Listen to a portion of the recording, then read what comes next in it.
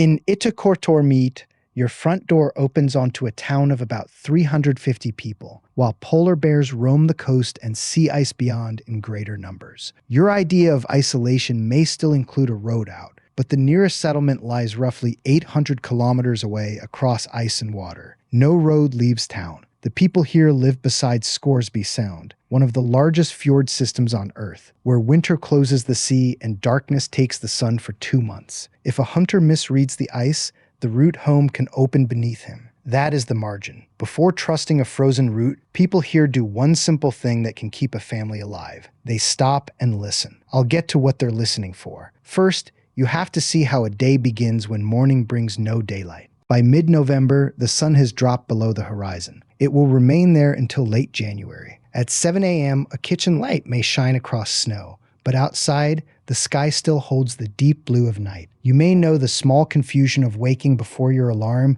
and having no idea what hour it is. Here, that feeling can last for weeks. Clocks matter because sunlight cannot divide work from rest. Children still wake, meals still need preparing, equipment still needs checking, hunters still watch the weather. A household creates its own morning through repeated sounds. A kettle, boots on a floor, dogs stirring outside, an engine refusing its first turn. In cold country, routine protects judgment. Hunger, darkness, and poor sleep make small faults look harmless. They rarely are. So the day starts indoors, but every serious decision waits beyond the last house, where the surface underfoot is also the only road. Sea ice can hold this coast for about 9 months of the year. During that time, a dog sled can turn frozen water into a route between hunting grounds, cabins, and the edge of open sea. The map looks generous. The usable path is much narrower. Wind shifts snow across old cracks. Tides work beneath the surface. A solid trail can meet dark water where yesterday it continued straight. Dogs often feel a poor surface before a person sees it. Their pace changes. The line loosens. Heads turn toward a scent carried over the ice. You pay attention. A journey of 20 kilometers carries consequences far beyond its distance because there's no roadside shelter, no tow truck, and no second lane. Every kilogram of food, fuel, and hunting equipment must travel out and return. But reaching the hunting ground only solves the first problem. What comes home from that ground still feeds much of the town. A seal hauled onto the ice has several values at once. It brings food into a household, material that can be used or shared, and income in a place where imported goods have crossed an expensive supply line. Walrus, muskox, and narwhal also belong to this hunting life, each reached under different conditions and seasons. The work carries identity because the knowledge sits in hands, eyes, and memory. You learn how an animal moves, where wind drives loose ice, and how quickly weather can erase your return line. A single hunt may consume many hours before anything is taken. Failure still burns fuel and feeds dogs. Success creates another problem: weight. The load behind the team is heavier, the route has changed under the wind, and the temperature may be falling. Yet a hunter cannot simply take whatever appears. The animals are also managed through hunting quotas set by Greenland's government, so tradition here operates inside modern limits. A quota turns each animal into a decision that reaches beyond today's meal. A family may need meat now, but the permit, the season, and the available number all shape what can be taken. That requires planning before the sled leaves town. Which animal is being sought? How much fuel can be spent reaching it? What weather window gives enough time to return? In a settlement of roughly 350 people, a limited harvest can touch many households through sharing, trade, and family ties. A poor season carries forward.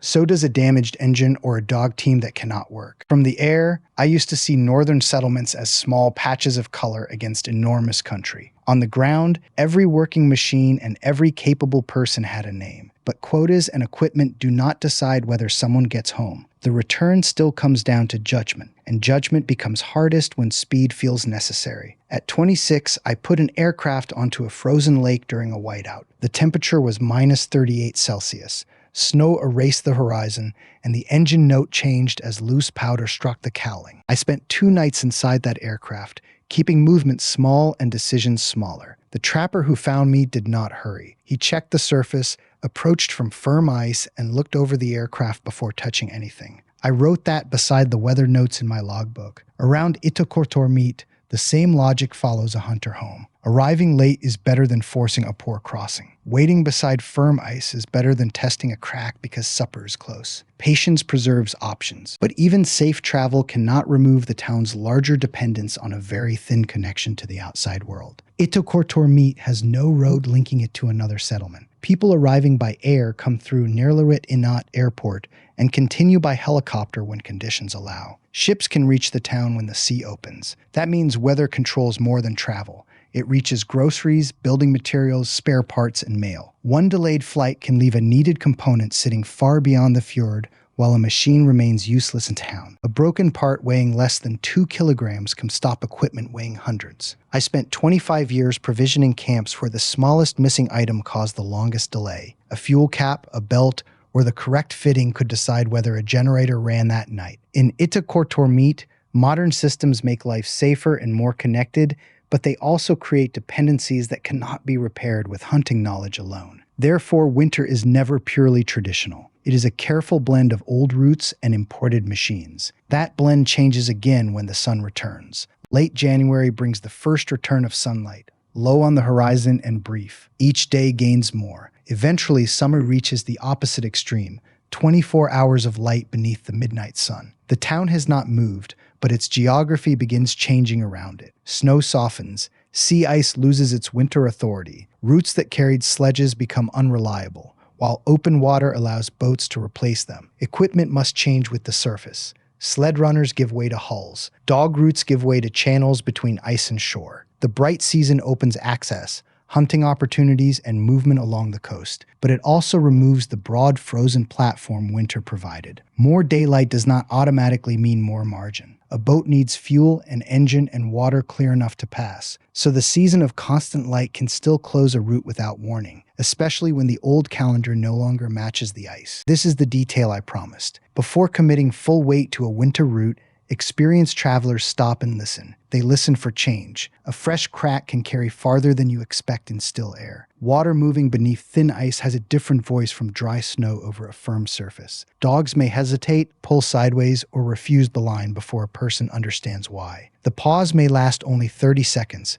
but it interrupts momentum, and that is its value. You look again. You test. You choose another line if the surface gives you reason. For generations, seasonal memory helped people know where ice usually formed and when certain routes usually became safe. But warmer conditions are shifting that timing. Ice may arrive later, weaken earlier, or behave differently near currents and shorelines. Wildlife can also move with those changes. Therefore, knowledge still matters, but habit alone carries less certainty. The person who survives listens to what the surface is doing now, even when last year's route lies straight ahead. Changing ice reaches far beyond one hunting trip. It affects when dogs can travel, when boats can launch, where animals may appear, and how long a safe season lasts. Each shift adds cost and uncertainty to a town already separated by roughly 800 kilometers from its nearest neighbor. Younger people also face a difficult choice. Education, work, and easier access may pull them toward larger Greenlandic communities. Leaving can open a future for one person,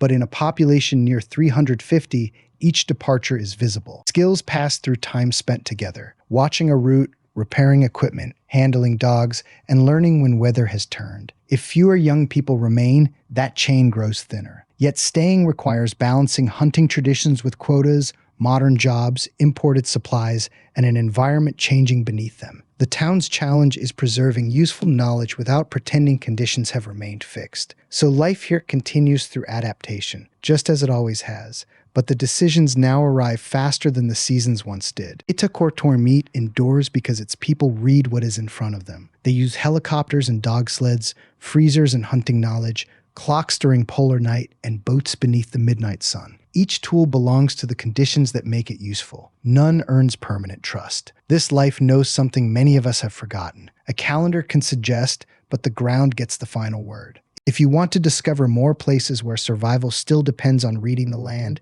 subscribe to Nathan Frost. Could you do 1 week where the road ends at the sea and the ice decides whether you come home? Tell me in the comments.